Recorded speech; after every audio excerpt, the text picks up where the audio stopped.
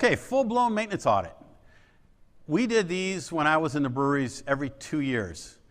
And this one is detailed. I would go to a brewery, and I'd bring a couple people with me. I'd spend at least a week in the brewery. I would cover all 3 shifts. I would go out and observe jobs.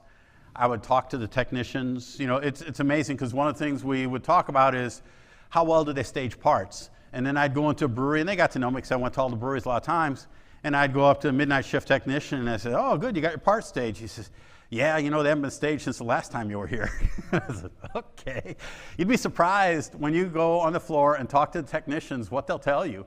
Because, you know, when I'd show up in a brewery, all of a sudden they'd have neat plans and schedules for all their work. All the parts would be staged exactly where they're supposed to be staged, and everything would look good. And then I'd leave, and sometimes it would go back downhill. So I'd hear that, and I would be talking to people, and we'd take that into account when we did our full-blown audit.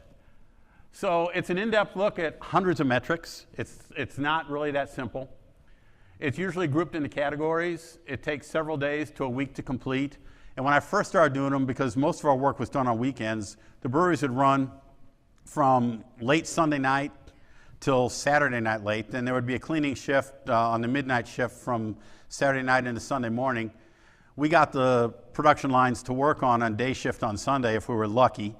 And we're supposed to have a full shift, but then after about 4 or 5 hours, hey, we gotta get started up. Can you get out of here? You know, and they're just continually trying to push us out.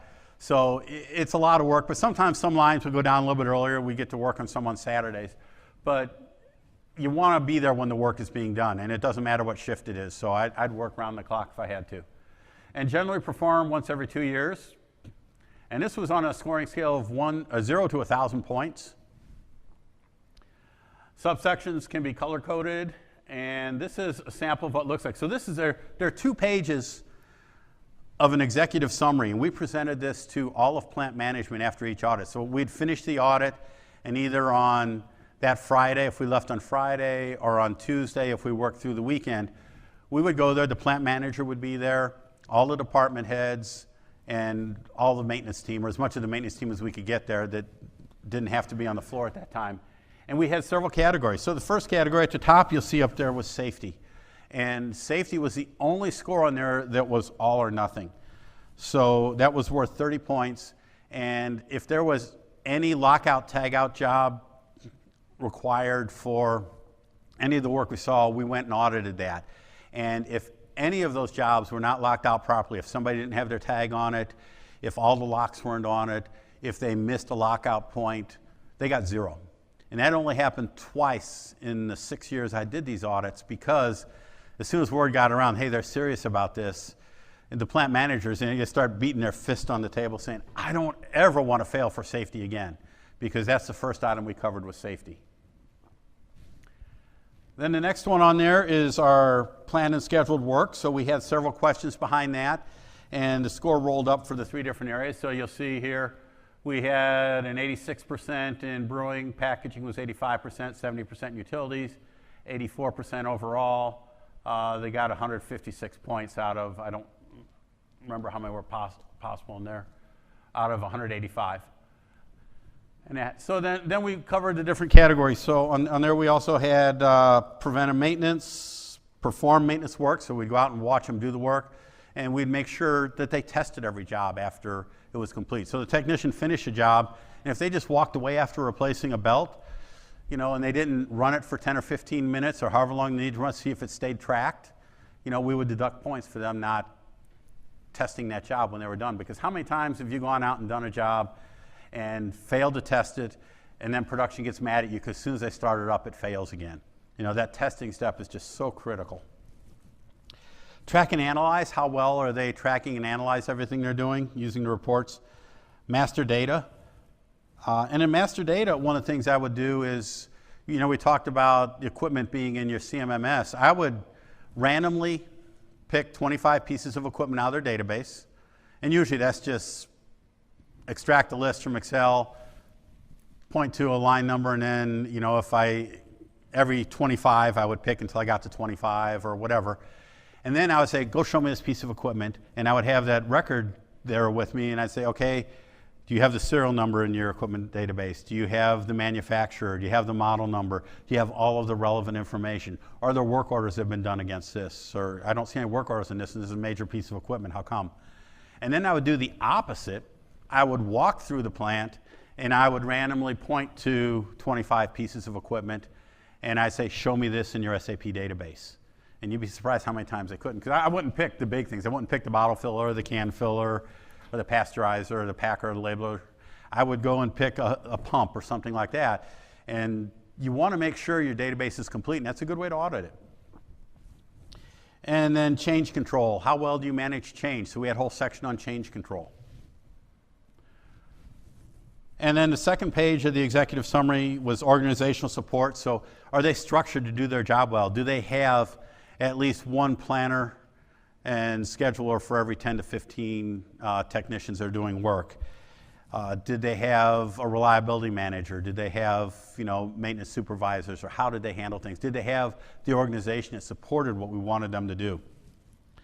Instrumentation management. And I think all of industries become so highly automated. When I first started back in the early 80s, we didn't have a lot of instrumentation, but now we do, and we rely on that so heavily. But making sure that it's calibrated at the right frequency, calibrated in the right way, it's so important.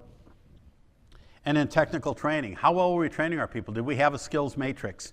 And on that skills matrix, did we use that to identify our training needs? Or did we look and say, okay, I need 4 people that are experts at this, and I only have 3. Or I have 4 people that are experts at this, I need 5, I need to train somebody. So you have to look at that and balance it, because you may say, hey, it'd be nice to have all these people train this piece of critical equipment, but if I already have enough, why should I devote my training efforts there when I can devote it somewhere else where it can help bring me up as a maintenance organization? So that's what we would present, and then next to each one, we would list their strengths and then the opportunities that they have. And at the end of the audit, what we would do is we would call in somebody from packaging. They would stand up. They saw this before. Plant management saw it. And we say, what 3 areas are you going to work on and report out again on 6 months and tell us how well you've done to improve that? So then the brewing folks would stand up. They would pick 3 items that were the most important to them to get them to where they want to get. The packaging people would stand up and they would give us 3 items that they were going to work on. And then the utilities people would stand up and say, these are the 3 that we're going to work on. We're going to work on planning and scheduling because we've been marking things planned, but we haven't really made sure the text was good, the hour estimate was good, and we didn't have part stage or whatever they needed to work on. But every area got to work on what they needed to work on that would give them the biggest bang for their buck. And then when we left, we had 9 items that different areas of the plant were working on, and we called this their roadmap to success. Now, after they finished those 3, then we would say, what are the next 3 you want to work on? We didn't want to inundate them and say, hey, take everything that was red on the scorecard and work on it, because when you get behind the scorecard, and I think you have, these are the questions behind one of the sections. If you're at 40% on something, or you're at 36% on something, you can't work on everything that's under 50% if you've got a dozen of them and be successful. You can only work on 3, maybe 5 at the most, to really focus your efforts there. And then when you do that and you get that slow, steady improvement, now you know you're going to maintain that, you're going to sustain, and now you can go on to the other items. If you try to bite off too much, it just doesn't work. And once again, that's something that I would email you. I've scrubbed it all the way, and you can use that. And those scorecards, it's a sample. You may say, I don't care about this question. Substitute whatever questions you want in there, that's fine. But at least it gives you some food for thought. These are some things I can look at. These are some things I can measure. Here's how I can report it.